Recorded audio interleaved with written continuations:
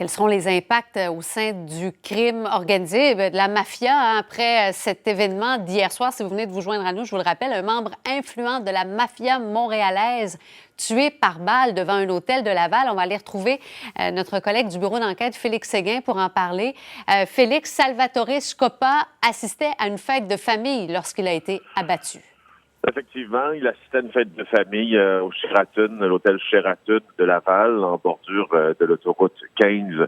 Et il a été abattu au moins 2 balles au thorax. Son décès a été constaté à l'hôpital. Ça s'est passé en fin de soirée hier. Et ça s'est passé dans un endroit où il y avait beaucoup de caméras de surveillance, beaucoup d'allers et venues. Et les 2 suspects ont pris la fuite à bord d'un VUS de couleur foncée. On a certainement parlé au cours des premières minutes là, de cet événement d'un VUS noir, peut-être Ford Explorer, disait-on, qui était en fuite sur l'autoroute 15, mais il reste que ce matin, les suspects de cet assassinat n'ont pas été retrouvés. Qui est Salvatore Scopa? Je le disais aux téléspectateurs un peu plus tôt, là, c'est un nom qui nous dit quelque chose parce qu'on en a beaucoup parlé dans les dernières années dans les médias. Ben oui, Salvatore Scopa, d'abord, il a 49 ans.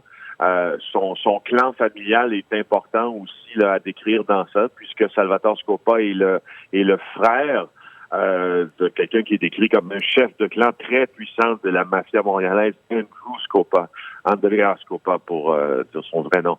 Alors, Monsieur Salvatore Scopa a eu au cours des dernières années, à part des démêlés, si vous voulez, avec le clan Rizzuto Solicito, le clan qui est à la tête de la mafia, des démêlés avec plusieurs personnes, parce qu'il est décrit comme un homme dont le caractère bouillant lui fait prendre de bien bizarres décisions, et ces décisions-là heurtent plusieurs personnes. Il avait déjà été victime, il y a 2 ans, d'une tentative de meurtre. Sa tête était donc mise à prix à plusieurs reprises. On lui avait suggéré, du moins les forces de l'ordre l'avaient averti qu'il y avait des contrats sur sa tête, et on lui avait peut-être suggéré aussi de déguerpir, de quitter le paysage montréalais pour aller s'établir ailleurs, du moins un temps, afin que tout ça se tasse. Alors oui, sa tête était mise à prix depuis longtemps. C'est pas tant que Salvatore Scopa était un joueur très important de la mafia montréalaise, c'est plutôt qu'il fait partie d'une famille très importante de cette même alliance du crime organisé montréalais.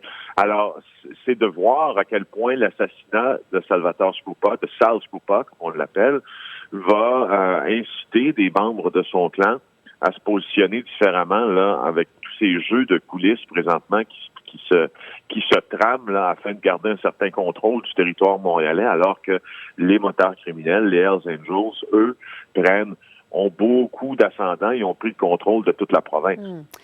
Ça s'est passé en début de soirée, si je ne m'abuse, 22 heures plutôt. Oui, en fin de soirée. Dans le stationnement, en fin de soirée, dans le stationnement de l'hôtel. Ça, c'est une façon de faire classique ou qu'est-ce qu'on comprend là, de la façon dont ça s'est fait? Ce qu'on comprend là de la façon dont ça s'est fait, peut-être pas si classique que ça, hein, parce que il y a des assassinats qui ont été perpétrés de manière beaucoup plus discrète et professionnelle par le passé.